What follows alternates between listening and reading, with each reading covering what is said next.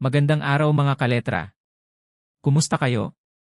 Matagal akong di naka-upload ng bagong content sa YouTube. Sana may nakamiss sa mga gawa ko. Anyways, ang pag-uusapan natin ngayon ay tungkol sa 8 chapters storyline na ginawa ko nitong mga nakaraang araw lang na pinamagatang Love Beyond Death. At gaya nga ng dati ay pinili kong gumamit ng robot voice reader para bawas hassle na rin sa pag-edit. Hindi ko na patatagalin to, umpisahan na natin mga kaletra.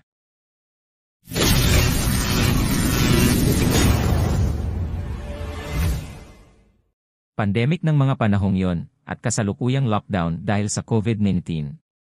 Habang lockdown ay may isang may kayang lalaki na nagngangalang Seon Lee. Siya ay isang may kayang lalaki at ang mga magulang niya ay may negosyo sa States. Dahil sa lockdown ay palaging nasa bahay lang si Seon at dala ng kanyang pagkabagot ay naisipan niyang gumawa ng isang dump account. Nang mga panahong iyon ay uso ang RPW o ang kahulugan ay Roleplay World. Sa site na yun ay sinasadya nilang palitan ang kanilang mga pangalan at personalidad upang walang makakilala sa kanila. Malamang role-playing nga eh. Di joke lang. Doon madalas naglalagi ang mga teenager na kagaya niya upang makipagkaibigan sa ibang mga RP users. Madalas ay doon din sila nakakatagpo ng kani-kanilang mga girlfriend o boyfriend. Dahil nga sa nakiisa si Seon sa RPW ay nawala ang pagka-boring nito. Madami siyang nakilalang mga bagong kaibigan at mga kausap kaya di niya namalayan ang paglipas ng oras. Doon din kasi niya madalas maipakita ang talento nito sa paggawa ng mga tula at iba pang mga bagay gaya ng pagkanta. Isang gabi ay may isang RP user na naghikayat sa kanyang sumali sa isang GC. Ito ay samahan ng iba pang mga RP user na naghahanap ng makakakwentuhan. Sumali si Seon doon at kagaya ng nauna ay nag-enjoy din ito. Kalaunan ay nakilala niya doon si Trixie Jazz na isa ring role player. Naging matalik silang magkaibigan at halos oras-oras silang magkausap sa chat at sa call. Isa kasi sa mga rule doon na bawal ipakita ang tunay na itsura sa mga nakakaisap mo sa site na yon, kaya hindi sila pwedeng mag-video call. Lumipas pa ang ilang buwan at nagkapalagayan na sila ng loob at naisipan nga ni Seon na ligawan si Trixie. Napamahal na rin kasi ito sa dalaga. Naisipan din ng dalawa na umalis na lang sa RPW makalipas ang isang taon nila bilang pagiging in a relationship couple. Naging masaya naman ang kanilang relasyon sa mga lumipas na buwan hanggang sa dumating ang di nila inaasahang trahedya. Habang si Trixie ay nagtatrabaho sa isang fast food chain na pagmamay-ari ng kanyang tita, ay nakaramdam siya ng kakaibang bagay.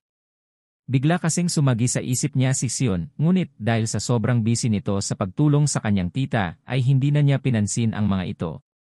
Samantala ay naisip ni Seon na bumili na lang ng lutong ulam sa bangketa dahil wala na itong sapat na oras para magluto ng baon niya. Pumapasok din kasi siya sa isang sideline work para makaipon ito ng savings para sa kanila ni Trixie. Habang naglalakad ito patungo sa tindahan ng ulam, ay inaabangan siya ng tatlong lalaki na naka-face mask ng itim at nakamaong na jacket. Sinaksak nila siya sa likod at nang malagutan ito ng hininga, ay ibinaon nila ang katawan niya sa damuhan sa tabi ng bangketa, kasama ang cellphone nito. Nagtataka naman si Trixie, kinagabihan nang hindi nag-chat man lang ang boyfriend nito sa kanya. Nakasanayan niya kasi na tuwing gabi ay nagvi-video call o hindi naman kaya ay nag-chat-chat ito sa kanya bago siya matulog. Naisip ni Trixie na baka pagod lang ito galing sa trabaho kaya naman inintindi niya na lang ito at natulog na lang din siya. Nang kalagitnaan ng pagtulog ni Trixie ay nanaginip siya. "Trixie, mahal ko. Gumising ka. Di ako makahinga."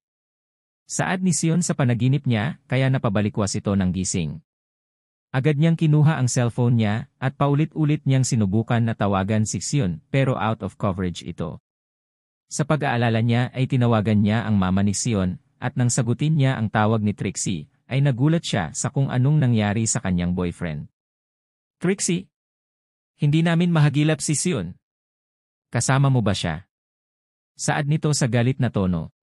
"Naku tita, hindi ko po siya kasama ngayon, kaya po ako tumawag dahil sa nag-aalala na din po ako kung ano na ang kalagayan niya." Tugon naman ng dalaga habang nanginginig ang boses nito. Samantala, galit na galit naman ang mama ni Seon dahil sa sinabi ni Trixie sa kanya. Patuloy na naghagilap ang pamilya ni Xion upang makita siya, ngunit ni isang ebidensya ay wala silang nahanap. Samantala ay nakatulog naman si Trixie dahil sa sobrang kakaiyak at nanaginip ulit ito. Mahal ko, palagi kang nasa aking isipan, hinding-hindi ako mawawala sa'yo kahit humadlang man ay kamatayan. Saad ni Xion sa kanyang panaginip. Nagising si Trixie dahil sa panaginip na yun at dali-dali siyang pumunta sa police station para magbigay ng mga larawan ni Xion. Makakatulong kasi ang mga yon para madaling mahanap si Xion ng mga pulis. Makalipas ang ilang araw ay hindi pa rin nahahanap si Xion at halos magkasakit na si Trixie dahil sa sobrang pagod ng pagkakalat niya ng mga missing pictures ni Xion. Isang gabi ay nanaginip uli ito. Tindahan, bangketa, damuhan.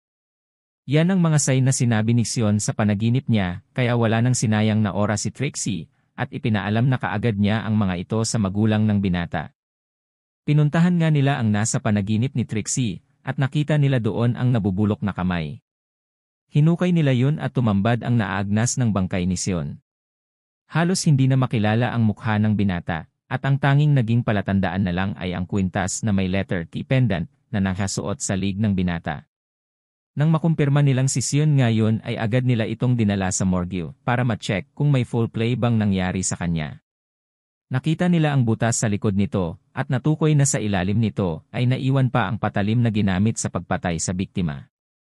Halos gumuho ang mundo ni Trixie nang makita niya ang boyfriend niya na nasa ganong kalagayan.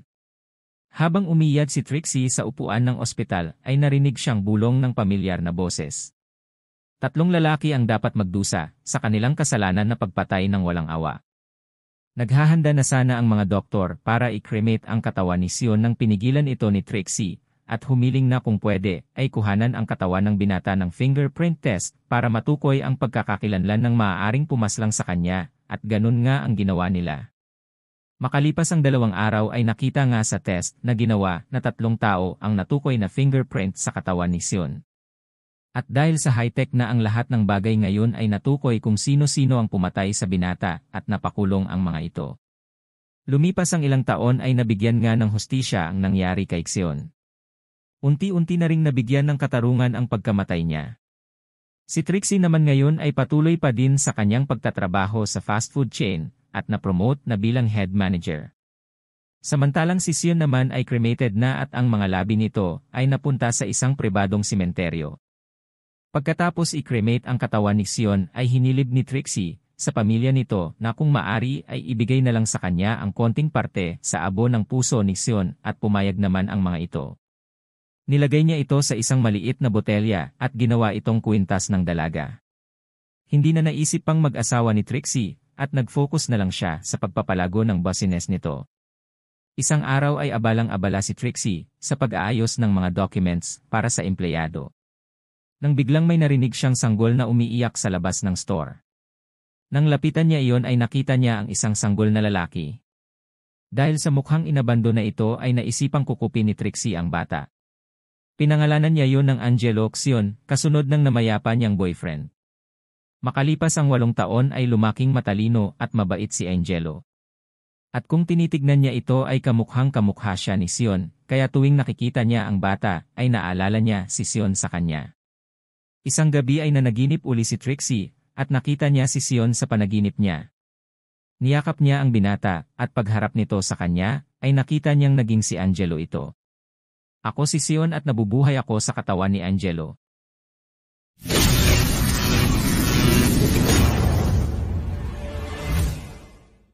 At sa wakas ay natunghayan nga natin ang 8-chapter story na Love Beyond Death. Sana nagustuhan niyo ang istoryang ginawa ko para sa inyo. Please like, subscribe and hit the notification bell para updated kayo sa lahat ng ilalabas kong videos. Thank you and take care mga kaletra.